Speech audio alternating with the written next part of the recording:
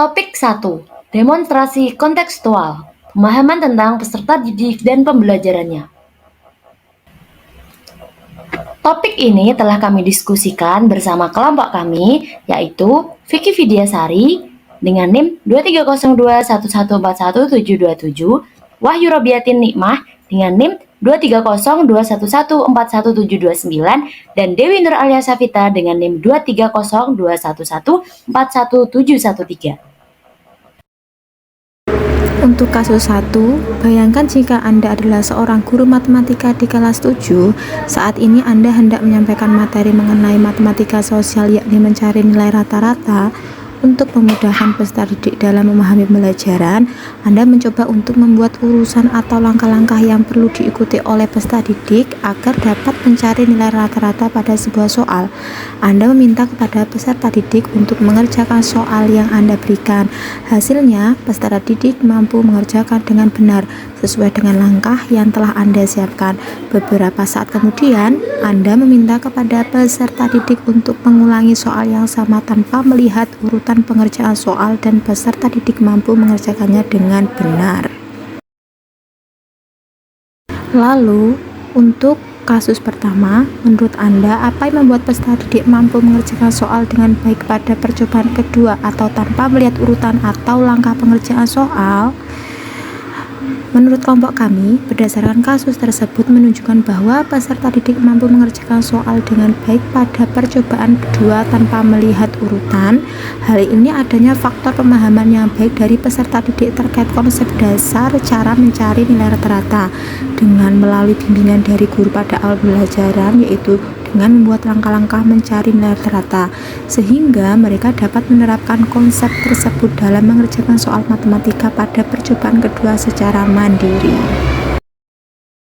Lalu, untuk yang selanjutnya, sebagai seorang calon guru dalam kegiatan belajar yang seperti apa metode di atas dapat diterapkan? Elaborasi jawaban Anda dengan menyertakan teori yang berkaitan. Kegiatan belajar dengan pembelajaran berbasis masalah dibarengi metode drill, metode mengajar yang memberikan latihan-latihan kepada siswa untuk memperoleh suatu keterampilan.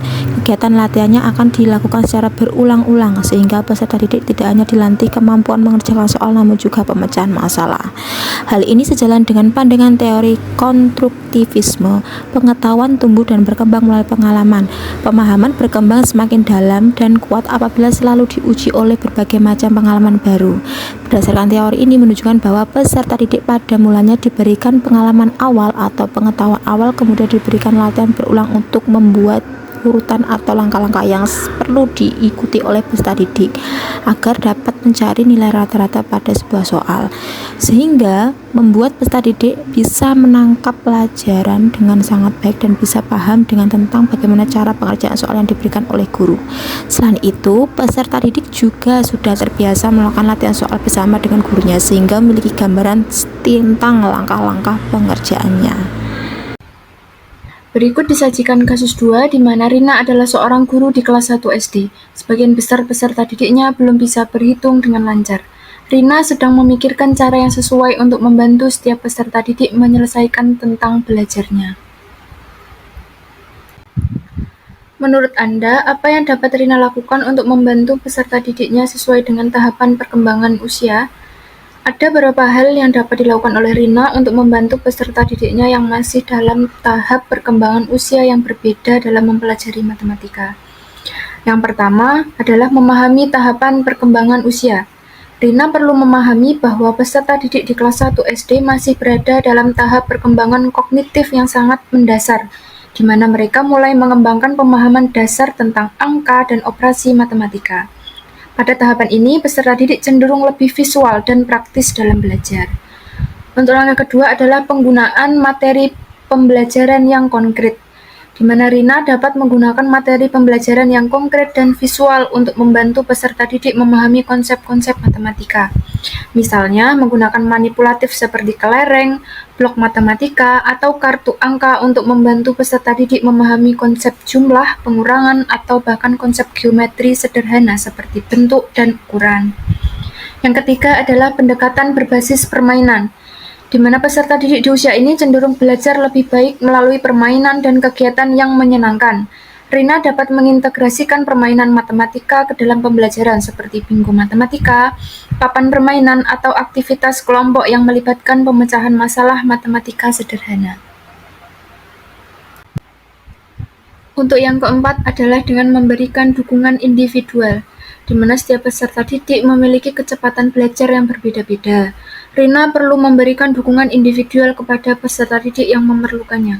Ini dapat dilakukan melalui sesi bimbingan tambahan, kerja kelompok kecil dengan pengajaran yang lebih terarah, atau memberikan latihan tambahan yang sesuai dengan tingkat pemahaman masing-masing peserta didik.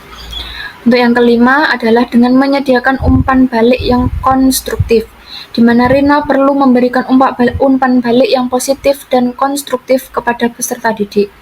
Umpan balik yang memotivasi dan mendukung dapat membantu peserta didik merasa percaya diri dalam mempelajari matematika. Untuk pertanyaan selanjutnya adalah, mengapa Anda menyarankan hal tersebut? Elaborasi jawaban Anda dengan menyertakan teori yang berkaitan. Menurut kelompok kami, pendekatan ini sesuai dengan teori perkembangan kognitif Piaget tentang tahapan perkembangan kognitif anak. Piaget mengemukakan bahwa anak-anak pada usia sekolah dasar berada dalam tahap operasional konkret, di mana mereka mulai mampu menggunakan operasi mental yang lebih terstruktur dalam memecahkan masalah konkret dalam kehidupan sehari-hari. Oleh karena itu, pendekatan yang konkret dan berbasis permainan dapat membantu mereka membangun pemahaman yang kuat tentang konsep-konsep matematika yang lebih kompleks di kemudian hari. Kasus 3. Made adalah seorang guru yang mengajar di salah satu sekolah negeri wilayah Bali. Ia mengampu mata pelajaran bahasa Indonesia. Ia hendak mengajarkan materi teks deskripsi pada peserta didiknya. Pada buku cetak yang menjadi panduannya saat mengajar, terdapat beberapa contoh teks deskripsi menceritakan tentang bangunan-bangunan pencakar langit yang ada di ibu kota. Dengan memperhatikan latar belakang setiap peserta didiknya, Made pun mencoba memberikan contoh yang berbeda. Ia memberikan contoh deskripsi tentang pantai dan makanan khas Bali. Menurut Anda, apakah pertimbangan dan keputusan Made sudah sesuai? Mengapa demikian?